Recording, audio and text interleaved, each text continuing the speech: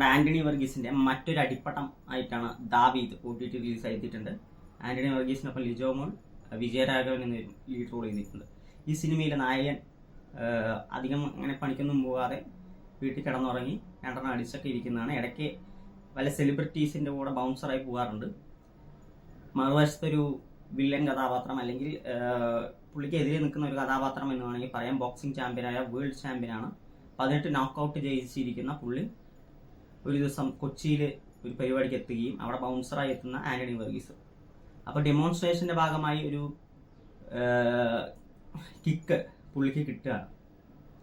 അത് തിരിച്ച് നമ്മുടെ നായകൻ തിരിച്ചടിക്കുന്നതും ആ പഞ്ചിൽ ആ വേൾഡ് ചാമ്പ്യൻ വീഴുകയും ചെയ്യുകയാണ്. പിന്നീട് ഇത് മൊത്തം സോഷ്യൽ മീഡിയയിൽ വൈറലാകുകയും പുള്ളിക്ക് തൻ്റെ നാട്ടിലൊരു ചെറിയൊരു വിലക്കുറവ് കിട്ടുന്ന ഒരു സിറ്റുവേഷൻ വരുന്നു. അങ്ങനെ പുള്ളി ബോക്സിംഗ് ചാമ്പ്യൻ പുള്ളിയെ റിങ്ങിലേക്ക് ക്ഷണിക്കുകയാണ്. ഒരു മത്സരം നമ്മൾ തമ്മിൽ, എനിക്ക് അത്രയ്ക്ക് വലിയവനാണെങ്കിൽ എന്നെ അടിച്ച് തോൽപ്പിക്കും എന്നുള്ള രീതിയിലുള്ള ഒരു സംഭവം.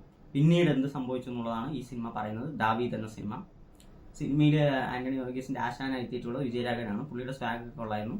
പക്ഷെ എനിക്ക് തോന്നിയത് ത്രൂ ഔട്ട് നല്ല ആക്ഷൻ സീക്വൻസ് ഒക്കെ ഉണ്ട്. പക്ഷേ ത്രൂ ഔട്ട് നമുക്ക് ഒരു എൻഗേജ്ഡ് ആകാൻ ഒരു കണക്ഷൻ കിട്ടുന്നില്ല.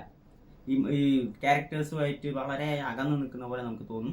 നായകൻ ജയിച്ചാലും തോറ്റാലും നമുക്ക് പ്രത്യേകിച്ച് ഒന്നും സംഭവിക്കുന്നില്ല എന്നുള്ള രീതിയിൽ ഒരു നിർവികാരത ഈ സിനിമയിൽ ഉടനീളം നമുക്ക് കാണാൻ സാധിക്കും.